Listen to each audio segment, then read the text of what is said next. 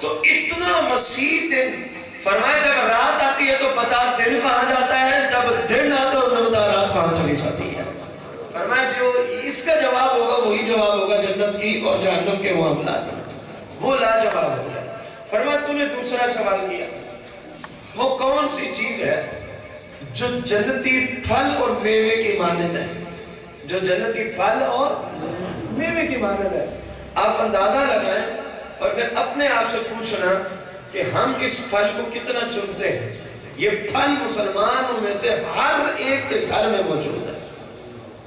میرا ظن حسن اچھا گمان کہہ رہے مسلمانوں کے بارے میں کہ ہر مسلم کے گھر جو مولا کے نا جواب دینے چلے ہیں، سوال کون سا ہے کہ جنتی میوے اور پھل کی مانند دنیا میں کچھ چیزیں ہیں، ہم میں سے ہر ایک کے گھر موجود ہے، لیکن ہم اس سے کتنا چنتے ہیں، جنتی پھل کو کتنا کھاتے ہیں، یہ پھر آپ خود اندازہ لگائیے گا۔ مولا کائنات کرم اللہ وجل کریم فرماتے ہیں تو نے کہا کہ کوئی دنیا میں ایسی چیز جو جنتی پھل اور میوے کی مانند ہو۔ کوشش کرنے میں بار بار دوہرا رہا ہوں، سوال بھی جواب بھی کہ آپ کو یاد ہو جائے۔ تو نے دوسرا سوال کیا کہ دنیا میں کوئی ایسی چیز جو جنتی میوے اور پھل کی، فرمایا ہاں، اس کا جواب ہے وہ مقدس کتاب جس کو قرآن مجید کہا جاتا ہے۔ فرمایا دیکھ، جنتی پھل کی تعریف یہ کی جاتی ہے قرآن و سنت کے روشنی میں کہ سارے لوگ بھی کھائیں تو کبھی بھی ختم ہونے کا نظام، جیسا کہ بخاری میں حدیث ہے، ہم اس مطلب کی طرف نہیں جائیں گے، فقط یہ جملہ ثابت کرنے۔ فرمایا ہم نے چاہا مدینے میں اپنا ہاتھ مدینے سے جنت میں پہنچایا، جنت میں، اور مولا کائنات نے جو اس کو فرمایا اس کی تفسیر کے لیے میں ایک حدیث اور ساتھ لا، اور ہم نے اپنے ہاتھ کو مدینے میں بیٹھ کے کہاں تک پہنچا دیا؟ یہ صحیح بخاری شریف کے اندر حدیث موجود ہے۔ نبی علیہ السلام مدینے میں ہے اور ہاتھ اتنے دور دراز تک کام کر رہے ہیں، وہ جنت میں پہنچا ہوا ہے، جنت میں۔ اور ہم نے چاہا کہ وہاں سے کوئی پھل توڑ لیں، جنت سے کوئی پھل توڑ لیں، اگر ہم توڑ لاتے لَأَقَلْتُمْ مَا بَاقِيَتِ الدُّنْيَا او کما قال علیہ السلام الہ یوم القیامہ۔ فرمایا پورے ورلڈ کی پوری مخلوقات قیامت تک اس پھل جنتی کو کھاتے رہتے تو وہ کبھی ختم ہونے کا نام نہ لیتا۔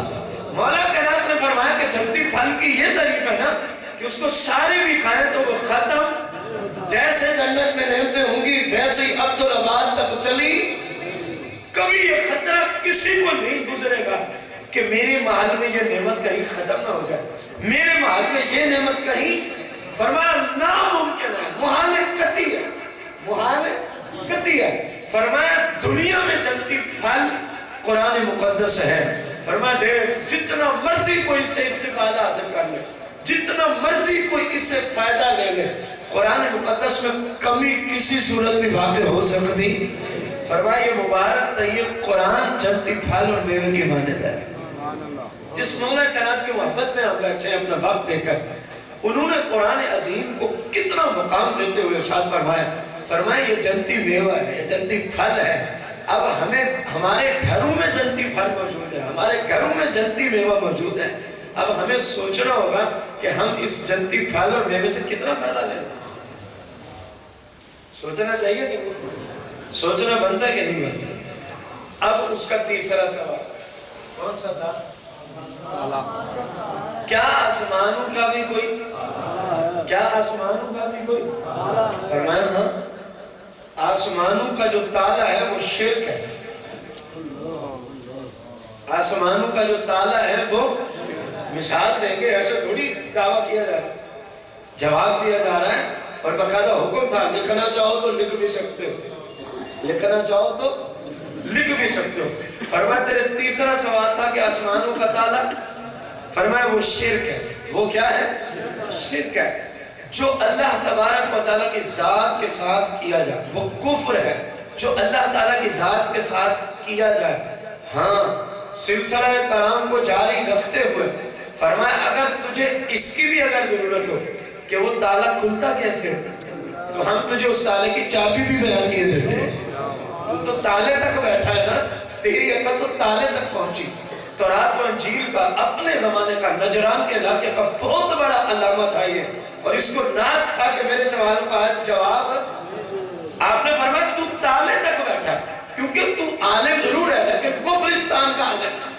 جب رسول پاک کے قدموں میں گر کے کوئی علم حاصل کرتا تو پھر اللہ تعالیٰ اس کے لیے علم کے نظام ہی اور کھول کے رکھ دیتا ہے۔ فرمایا تو تالے تک بیٹھا ہے، اور وہ بھی سوال کی دنیا میں۔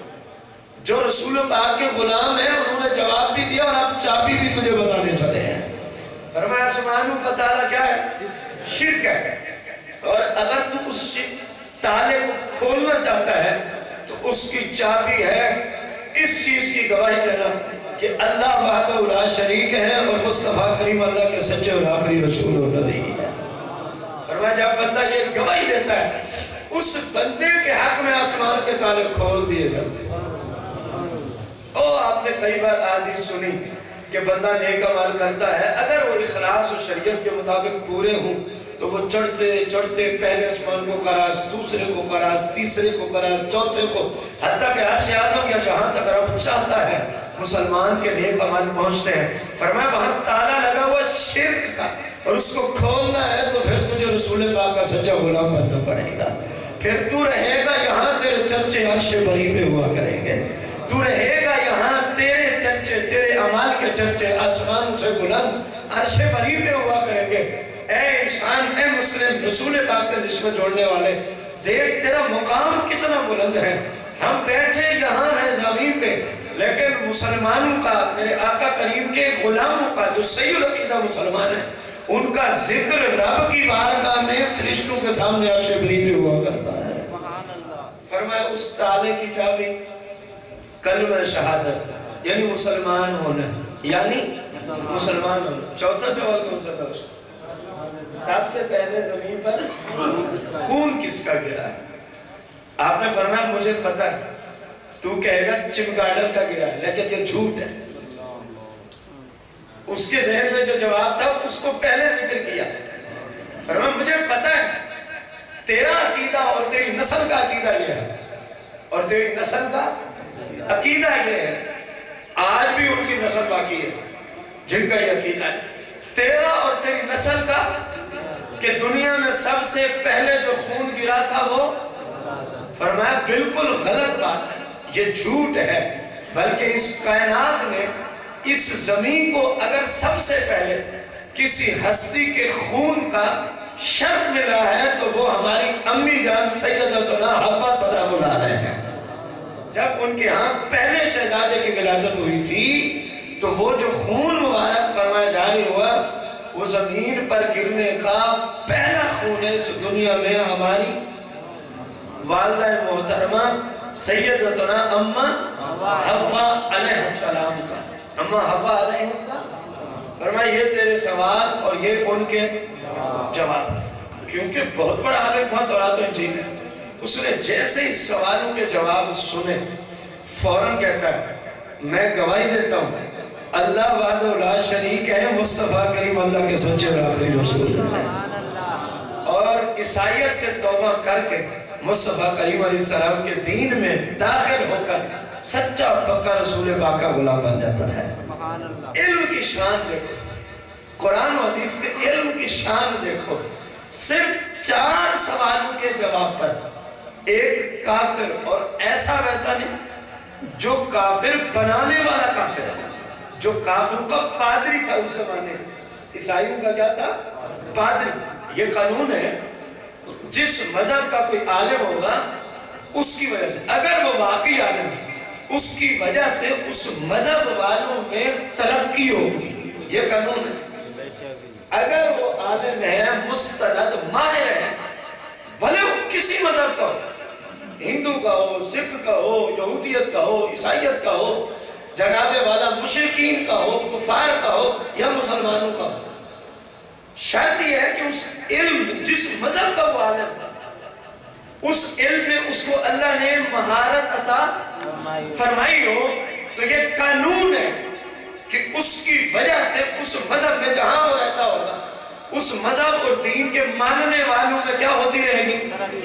ترقی ہوتی رہے گی۔ آپ دیکھیں پورے ورلڈ میں ہوگا، جہاں جہاں بھی کسی بھی مذہب کے علماء بیٹھے ہوتے ہیں. ہم ابھی یہ بات نہیں کر رہے جی آپ کو کافروں کے علماء کی بھی بات کر رہے ہیں, یہ بات نہیں ہو رہی, مطلق علم کی بات ہو رہی, تاکہ وہ مسئلہ ثابت ہو. وہ اکیلا کافر نہیں تھا بلکہ کافر بنانے والا بیمان تھا سابقہ.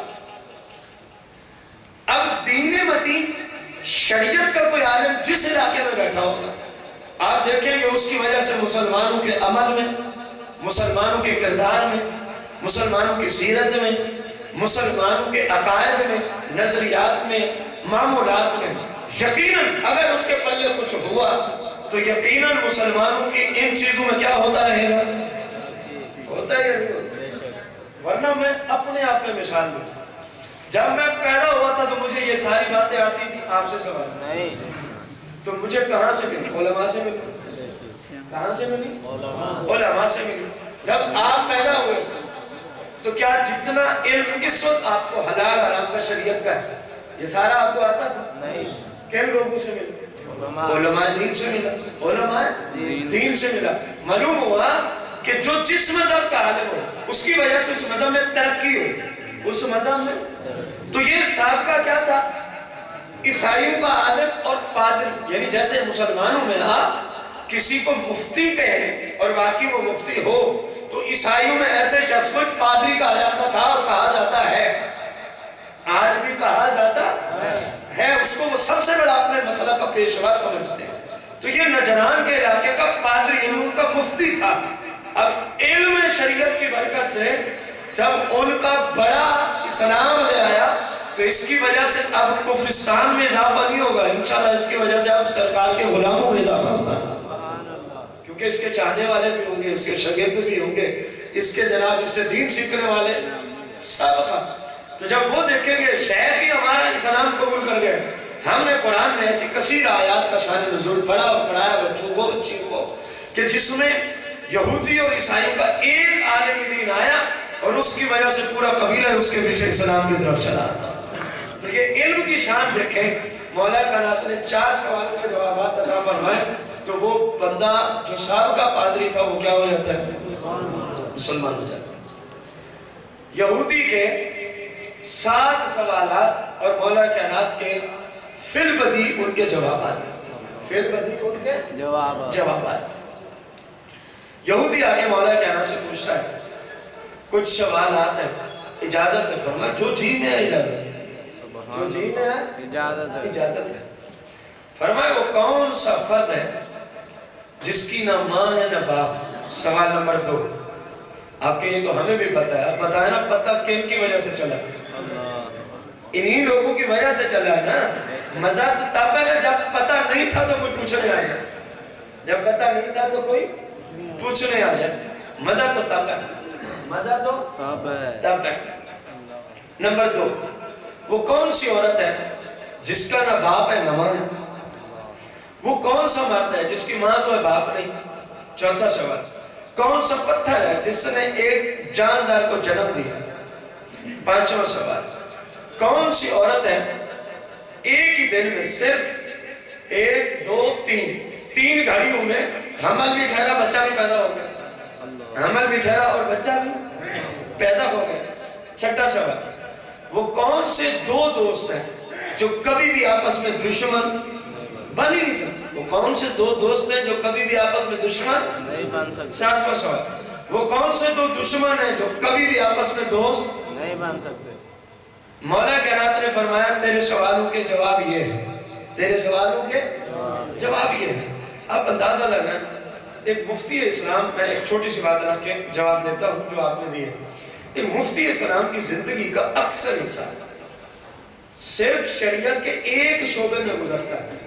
مفتی جو ہوتا ہے اس کا جو مضمون ہوتا ہے, اسپیشلسٹ جو کرتا ہے وہ شریعت کے حلال اور حرام کے مسائل پہ کرتا ہے. صرف ایک شعبہ ہوتا ہے اس کے پاس, شریعت کے علوم کا صرف ایک شعبہ. بقایا جو اس کے لیے ضرورت ہے ان کو پڑھتا ضرور ہے, لیکن اسپیشلسٹ فقط ایک میں کرتا ہے. جیسے ایک ڈاکٹر نے MBBS کیا اس کے بعد فقط وہ دل کے معاملات میں کیا کرتا ہے, اسپیشلسٹ کرتا ہے.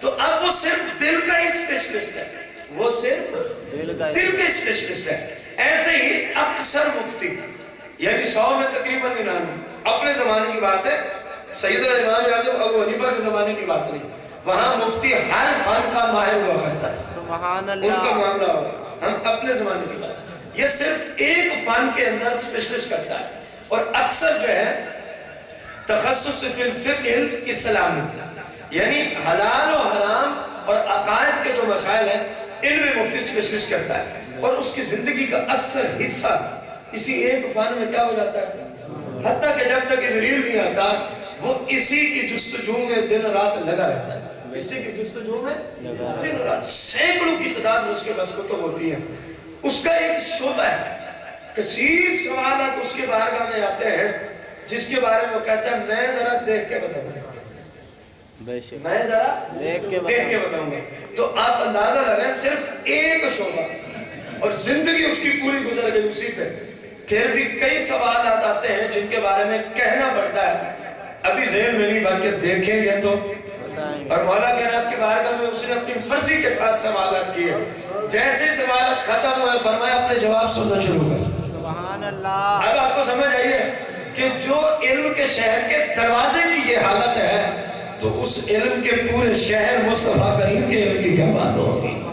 میں اصل میں یہ جملہ بولنے کے لیے مفتی کی طرف گیا تھا کہ وہ اتنا کچھ کرنے کے باوجود ان کو ایک فن کے مسائل سارے نہیں یاد ہو سکتے، وہ کہتے ہیں یہ دیکھیں گے، اور اس میں مفتی کی شان کے خلاف کوئی جملہ نہیں، وہ فرشتہ تھوڑی ہے کہ جو بھی پڑھے اس کو یاد ہو جائے، وہ بھی انسان ہی ہوتا ہے ہماری طرح، وہ بھی کیا ہوتا ہے انسان ہی ہوتا ہے۔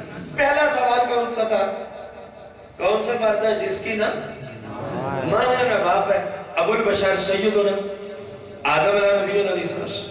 فرمایا تیرا دوسرا سوال کون سی عورت ہے جس کا نہ ماں اور نہ باپ، فرمایا سید جس کی ماں نہیں جس کا باپ نہیں، حضرت سیدنا حوا سلام اللہ علیہ، حضرت سیدنا حوا سلام اللہ، کیونکہ آدم علیہ السلام کی پسلی سے رب نے پیدا کیا، اب پسلی سے پیدا ہونے سے کوئی کسی کا باپ نہیں ہوتا، کوئی کسی کا، اگر باپ ہوتے تو پھر ان دونوں کا آپس میں نکاح نہ ہوتا، آپس میں کیا نہ ہوتا، نکاح نہ ہوتا۔ فرمایا وہ سیدتنا حوا، اما حوا علیہ السلام۔ اور تیرا تیسرا سوال وہ کون سا مرد ہے جس کی ماں تو ہے لیکن باپ نہیں ہے، جناب حضرت عیسیٰ روح اللہ علیہ السلام۔ کون ہے؟ جناب سیدنا، وہ کون سا پتھر ہے جس نے کسی جاندار جانور کو جنم دیا؟ فرمایا جناب صالح علیہ السلام نے، جب قوم نے کہا تھا یہ سامنے پہاڑ ہے، یہ سامنے پہاڑ ہے، آپ اس پہاڑ سے پتھر سے معجزہ دکھائیں کہ اونٹنی پیدا ہو، پیدا ہوتی پھر اونٹنی آگے جنم دے۔ فرمایا میرے لیے کوئی مسئلہ نہیں ہے، لیکن یاد رکھنا یہ قانون الہی ہے، یہ قدرت کا قانون ہے، جب معجزہ کسی نے مانگ لیا اور نبی علیہ السلام نے ویسے کر کے دے دیا، وہ پھر بھی نہ مانے تو پھر رب اس کو ہلاک کر دیتا ہے، پھر رب اس کو، یہ ذہن میں رکھنا، یہ سامنے دیکھو پہاڑ ہے، پتھر سے اونٹنی نکلتی ہے، نکلتے ہی جنم دیتی ہے، بہت سارے لوگ تو ایمان لائے لیکن کثیر لوگوں نے پھر بھی کہا نہیں معاذ اللہ یہ جادو ہے، معاذ اللہ یہ، تو پھر اللہ تعالیٰ نے نبی علیہ السلام کی زبان کی صداقت جو تھی اس کو ثابت رکھتے ہوئے ان باقی تمام لوگوں کو کیا فرما دیا تھا، ہلاک۔ فرمایا تمہیں چوتھا سوال یہ کیا تھا کون سا پتھر ہے جس نے ایک جاندار کو جناب صالح علیہ السلام اونٹنی کا مانگا، اور کون سی عورت ہے جس نے ایک ہی دن کے اندر 3 گھڑیوں میں بچے کو جنم دے دیا، 3 گھڑیوں میں بچے کو جنم دے دیا، وہ حضرت عیسیٰ علیہ السلام کی والدہ محترمہ سیدتنا مریم سلام اللہ علیہ، سیدتنا مریم سلام اللہ علیہ۔ ایک گھڑی میں حمل ٹھہرا، دوسری گھڑی میں درد سے پیدا ہوا، تیسری میں جناب عیسیٰ علیہ السلام تشریف لے آئے۔ جناب عیسیٰ علیہ السلام، لوگوں نے بڑے اعتراضات کیے تھے یہ کیسا ہو سکتا ہے قرآن میں کہ آپ کو کسی بشر نے آج تک ہاتھ بھی نہیں لگایا، یعنی اگر ہم قرآن کو آسان لفظوں میں سمجھائیں تو یوں بن جائیں، انہوں نے کہا یا تو آپ کو کسی بشر نے ہاتھ لگایا، یا تو آپ کو کسی بشر نے ہاتھ لگایا ہوگا یا نہیں لگایا ہوگا۔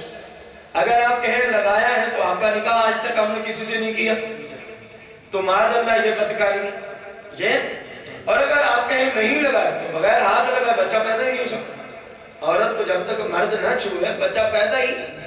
آپ نے فرمایا مجھ سے پوچھنے کی ضرورت نہیں ہے, میں پاک دامن ہوں, مجھے اتنا پتا ہے. اگر تمہیں میری زبان پہ اعتماد نہیں ہے تو جسے میں ساتھ لائی ہوں کسی سے پوچھ لوں. ایک دن کے چند گھنٹوں کا بچہ, اور بچہ بھی وہ ہے جو مصطفیٰ کریم کا امتی ہے, مصطفیٰ کریم کا.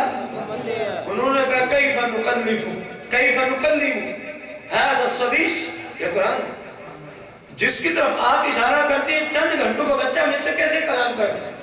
فرمایا تم نے شاید اس کو اپنے جیسا ہی سمجھ لیا, تم نے شاید اس کو جو رب کا نبی ہوتا ہے وہ عام لوگوں جیسا. فرمایا تم پوچھ کے تو دیکھو, تم پوچھ کے تو, تم ذرا بات کر کے تو. یہ قرآن ہے, یہ کیا ہے؟ قرآن ہے. چند گھنٹوں کا بچہ, قرآن مقدس. فرمایا اپنے جیسا سمجھتے ہو, ذرا پوچھو نا. جب پوچھا ہاں بھی آپ کون ہیں, کہاں سے آئے, کہاں سے؟ آپ نے فرمایا میں اللہ کا بندہ ہوں. زبان میں آپ سے بولنا شروع کر دیا چند گھنٹے کے بچے. سبحان اللہ, میں اللہ کا بندہ ہوں. آتانی الکتاب, سبحان اللہ. چند گھنٹوں کے تھے نا عیسیٰ علیہ السلام جب انجیل مل گئی تھی, ایسے ہی تھا نہیں بھائی. عالم شباب میں پہنچے تو انجیل ملی نا, اور جب بتا رہے ہیں تو چند گھنٹے کے. اور رب کا قرآن سند ضعیف نہیں ہو سکتی. قرآن کی سند پر جو ضعیف کا ہے وہ کافر ہے. حدیث میں چلو بد مذہب ٹھہرے گا, فنا فنا ٹھہرے گا, قرآن میں جو ضعیف ہے ہی کافر ہے. فرمایا آتانی الکتاب, میں ایسا نہیں ہوں, تمہارے جیسا نہیں ہوں, بلکہ میرے رب نے مجھے کتاب بھی دینی ہے. سبحان اللہ. وجعلنی نبیّا, امتی کی شان یہ ہے چند گھنٹے کے ہیں تو اعلان کر رہے ہیں وجعلنی نبیّا, میرے رب نے مجھے نبی بنایا. تم تو شاید اپنے جیسا سمجھ بیٹھے ہو, تم تو شاید اپنے جیسا ہی سمجھ بیٹھے ہو. ان کے پیچھے نمازیں پڑھنے والے چند گھنٹے کے نبی ہوں, اور جو امام مسجد اقصیٰ میں آگے کھڑا ہو وہ 40 سال تک نبی نہ ہو. پتہ نہیں لوگوں کی دماغ میں کیا بنا ہوا ہے, سمجھ سے کام آ رہا ہے.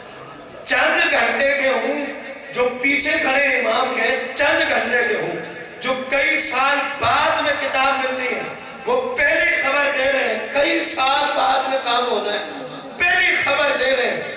وہ پہلی خبر آتانی الکتاب, آتانی الکتاب, مجھے کتاب انجیل بھی ملے گی. اگر پیچھے کھڑے ہونے والے کا یہ حال ہے کہ چند گھنٹے کا ہے, کئی سال بعد میں ہونے والے کام کی خبر پہلے ہی دے رہا ہے, تو پتہ نہیں ان لوگوں کے دماغ میں کیا بھرا ہے. امام کے بارے میں کہتے ہیں کل کا پتہ ہی نہیں, پتہ نہیں ان کے دماغ میں. اب آپ سمجھیں گے کہ عقل بھری ہوئی, میں تو نہیں سمجھتا. مقتدی چند گھنٹے کا ہو, کئی سال بعد میں ہونے والے کام کی خبر دے, اور قرآن تصدیق کرے جیسے کہا تھا ویسے ہوا. ورنہ جو انجیل کو اللہ کی کتاب نہ مانے وہ کافر ہو جائے. جو اللہ نے اتاری تھی جو اب ہے وہ نہیں, اس میں تعریف ہو چکی. جو اللہ نے انجیل اتاری, رب نے تورات اور زبور اتاری تھی, ہم ان کتابوں کی ایمان لانے کی بات کر رہے ہیں. جو موجود ہیں ان کے مفہوم پہ ہم ایمان, کیونکہ تعریف ہو چکی ہے, کیونکہ تبدیلی ہو چکی ہے. اب غور کریں, مقتدی کی جب یہ شان ہے کہ چند گھنٹے کے کئی سال بعد کی خیر کی خبر دے رہے, اور قرآن نے اس خیر کی خبر کی تصدیق کر دی, تو جو ان کا بھی امام ہو ان کے بارے میں کہنا جو انہیں کل کا ہی پتہ نہیں ہے, تو آپ بتائیں کچھ تو ہو سکتا ہے. ادھر جو کھوپڑی ہے نا اس میں عقل نہیں ہو سکتا, باقی جو مزید ہوتا ہے. فرمایا وہ کون ہے, وہ عورت کا نام کیا ہے جنہوں نے سیدہ مریم سلام اللہ. جب انہوں نے سنا نا ان کو سمجھ تو آگے, کیونکہ وضو وہ نہیں تھا, یہ تو بس ذوق چلا گیا, دو چار باتیں عرض کر دی. جب انہوں نے سنا نا کلام, انہوں نے کہا باقی پاک دامن ہے, یہ رب کا نیک بندہ ہے, یہ ہمارے جیسا. پہلے کہا تھا کیسے ہو سکتا ہے, کیسے ہو سکتا ہے. فرمایا تمہارا واسطہ ہی نہیں پڑا, تمہارا ان سے واسطہ ہی نہیں پڑا, کہ جب واسطہ پڑے گا تمہیں سمجھ آئے گی یہ تمہارے جیسا نہیں, یہ تمہارے جیسا نہیں ہے. تم نے ان کو سمجھا ہی نہیں ہے. جب سمجھنے والی حیثیت سے آؤ گے تو تمہیں سمجھ آ جائے گی, ہاں رب کا نبی عام بشر جیسا نہیں ہوتا. آپ کا رب کا نبی عام بشر جیسا فرمایا مریم سلام اللہ علیہ. اگلا اس کا چھٹا سوال کون سا تھا؟ وہ کون سے دو دوست ہیں جو کبھی بھی دشمن نہیں بن سکتے؟ فرمایا قبلہ وہ دوست جو کبھی دشمن نہیں بنے جسم اور روح ہے. جسم اور ایک دوسرے کے کبھی بھی دشمن نہیں بن سکتے. جہاں مرضی رہے جسم روح کا آپس میں وہی تعلق ہے جو دنیا میں ہے. دیکھیں آپ سوئے ہوتے ہیں, یہ قانون ہے, اس وقت تک نیند نہیں آتی. قرآن مقدس میں یہ قانون موجود ہے. انسان میں دو روحیں رب نے ڈالی, جب تک ان دونوں میں سے ایک روح کو فرشتہ قابض نہ کر لے بندے کو نیند نہیں آتی, اور جب دوسری کو قابض کر لیتا ہے بندہ پھر موت کے منہ میں چلا جاتا ہے.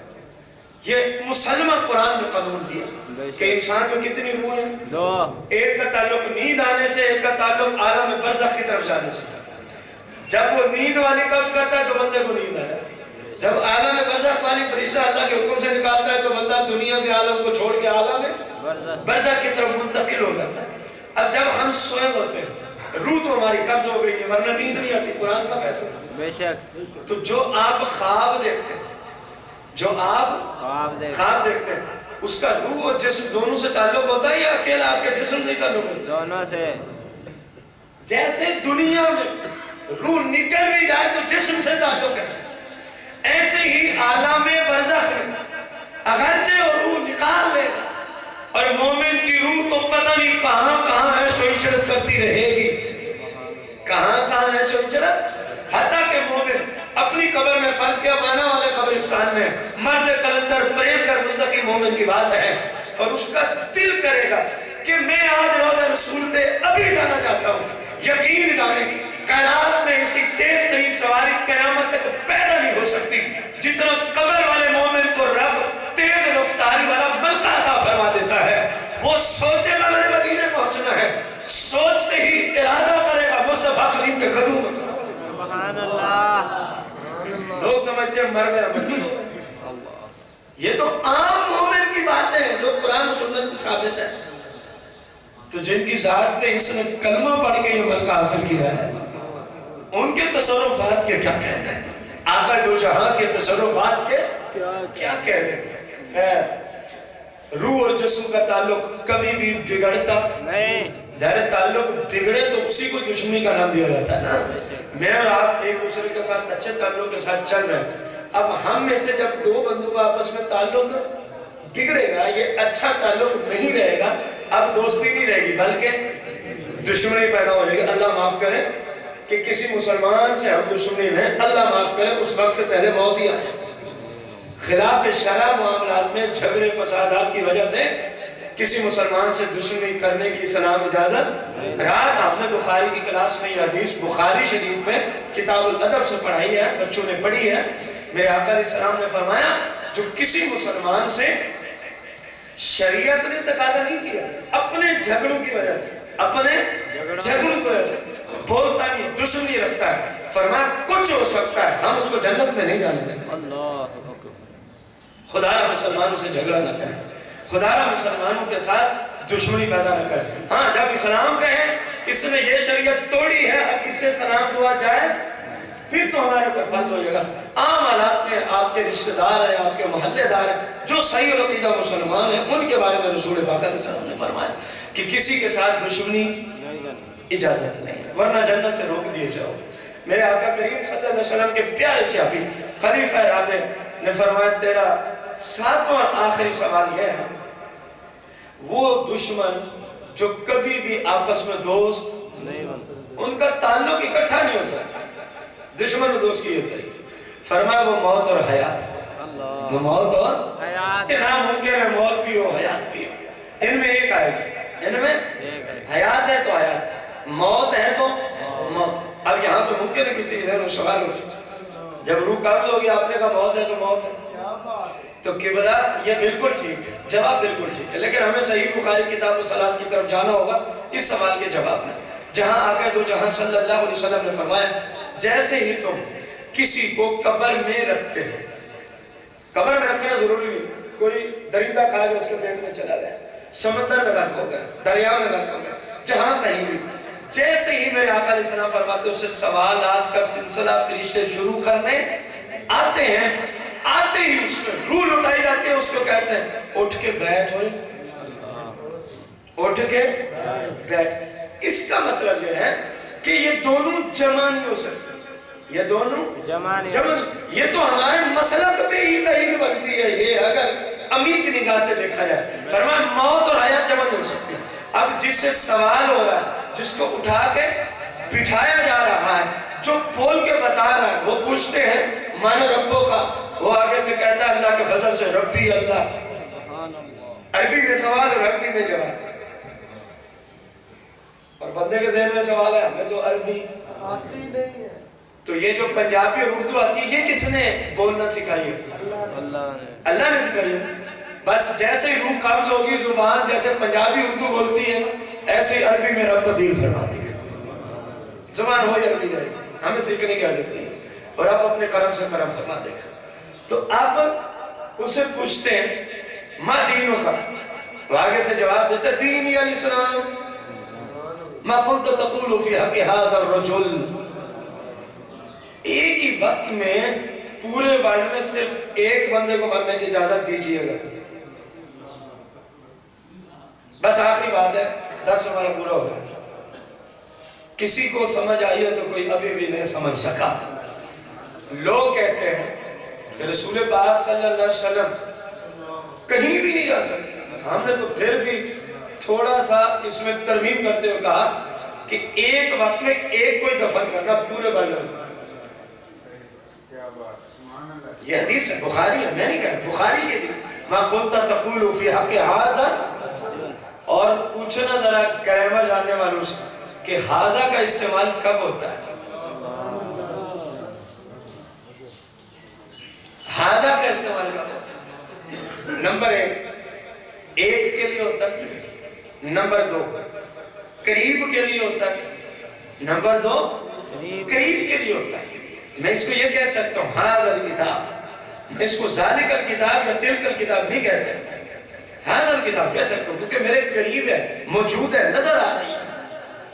हाजा एक के लिए, करीब के लिए, मुबसर भी के लिए, जो नजर भी आए। मुबसर भी का माना जिसको देखा जा सके। तो बुखारी में हदीस क्या है? मा कुंता तक़ूलु फ़ी हक़्क़ि हाज़ा रजुल। कब्र वाले जो तेरी कब्र में तशरीफ लाए हैं, इनके बारे में लमा वलमा तो क्या कुछ कहता है, क्या कुछ? मा कुंता तक़ूल, मा कुंता तफ़अल नहीं, कहता है किरदार क्या रहा? मा कुंता तक़ूल, फरमाया बस इतना बता दे इनके बारे में अकीदा क्या था। अब पता चल जाएगा ना यहाँ जो कहते हैं अपने जैसे ही, तो फिर पता चल जाएगा कैसे वहां जुबान चलेगी कि हाज़ा रसूलुल्लाह सल्लल्लाहु अलैहि वसल्लम, कैसे तेरी जुबान वहां काम करेगी। बुखारी की हदीस, मैं नहीं कह रहा। हदीस लो फकीर तबलीग करने को मजहबी छोड़ देगा। आपके मोहल्ले के बच्चे बढ़ चुके हैं, सरकार फरमाते हैं ऐसे मुनाफिक गुस्ताख आएंगे कब्रों में। फरिश्ता पूछेगा मा कुंता तक़ूलु फ़ी हक़्क़ि हाज़ा रजुल, तो आगे कहेगा हाय हाता हाय ला अदरी, मुझे भी पता है अफसोस, है अफसोस। जैसे लोगों ने कहा मैंने भी इनके बारे में वही अकीदा रखा। फरमाया जो लोगों की सुन के मेरे बारे में अकीदा रखे, मेरी पहचान रब उसको कभी भी नहीं कराने देगा। मेरी पहचान तो उसको होगी जो दुनिया में कहता था मेरे आका तो जहां पे मिसलो बेमिसाल।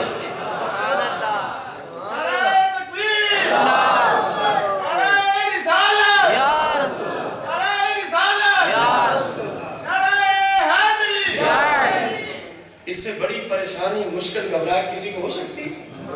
मैंने कहा तो तबलीग करके छोड़ी खुद रसूलुल्लाह का फरमान है। तो अभी मौका है, बंदे को चाहिए रब के रसूल को वैसा रसूल माने जैसा रब ने बना के भेजा। लोगों के चक्करों में न पड़े। ये कैसे हो सकता है? कह हमें क्या पता, तुझे इतनी अकल भी नहीं है।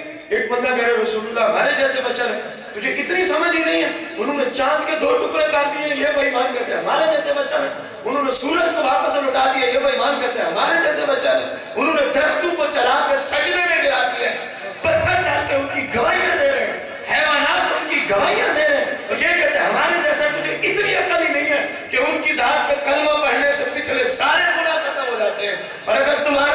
تیری ذات پہ کلمہ پڑھنا تو دور کی بات ہے، بندہ صرف اتنا کہے کہ فلاں وہابی کی ذات پہ کلمہ پڑھنا جائز ہے، بندہ کافر ہو جائے گا ساری زندگیوں برباد ہو جائے گا۔ مجھے اتنا ہی پتہ نہیں تھا کہ رسول پاک ہمارے یہ دنیا میں رب نے دلائل رکھے ہیں، بھلے قرآن و سنت نہ تو دنیا بتا رہی ہے، یہ دلائل بتا رہے ہیں، جیسا رب وحدہ لا شریک ہے اس کے نبی تمام مخلوقات سے افضل والا ہے، اور تمام نبیوں میں جو سب سے اعلیٰ کھڑا ہے وہ مصطفیٰ کریم کی ذات مقدسہ کری ہے۔ اب ایک ہی بندے کو دفن کرنا جملہ یاد ہے، ورنہ ہر دفن والے سے، ہر سمندر والے سے، ہر جو بھی جہاں ڈوب گیا درندے چرندے پرندے کھا گئے، سوال تو ہونا ہے۔ تیسرا سوال کیا ہے؟ بتا رہے کہ تم کریم تشریف لے آئیں گے، ان کے بارے میں تم کیا کہنا؟ ما کنتا تقول، ایک کنتا تقول ماضی استعمال آ رہی ہے، یہ بھی بتا تیری زندگی کا لمحہ بلمحہ ان کے بارے میں کیسا گزرا عقائد کی دنیا میں۔ ما کنتا تقول ماضی استعمال آ رہی ہے، مطلق ماضی نہیں، مطلق ماضی ہو تو تم نے کیا کہا تھا بات ختم ہو گئی، حال ہو تو کیا کہتا ہے بات ختم ہو گئی، استقبال ہو تو ان کے بارے میں کیا کہے گا بات ختم ہو گئی۔ رب نے نہ حال رکھا، نہ مطلق ماضی رکھی، نہ استقبال رکھا۔ فرمایا یہ عام ہستی تھوڑی ہے، آج ان کے بارے میں کچھ کہنا کل کو کچھ اور کہہ کے بیٹھ جانا۔ فرمایا یہ تو وہ مبارک ہستی میں نے پیدا کی ہے، ایک ایک سانس ان کی غلامی میں عقیدہ ہو تو پھر ہی نظام چلتا ہے۔ میں کنت تقول فی حق ھذا الرجل، بتا تیری ایک ایک جو سانس تھی ان کے بارے میں تیرا عقیدہ کیا تھا؟ اللہ تعالیٰ سے دعا دوں جو ساری قبروں میں تشریف لاتے ہیں تو پھر قبر والوں سے جو باہر ہیں نا، چاہیں تو ان کے پاس بھی تشریف لا سکتے ہیں، چاہیں تو باہر والوں کو بھی نظر، لیکن ان کی مرضی ہے جس کو چاہے نظر۔ اللہ تعالیٰ ہمیں سرکار دو جہاں کی سچی محبت عطا فرمائے۔ ایک مرتبہ ہم شریف تیری مرتبہ کچھ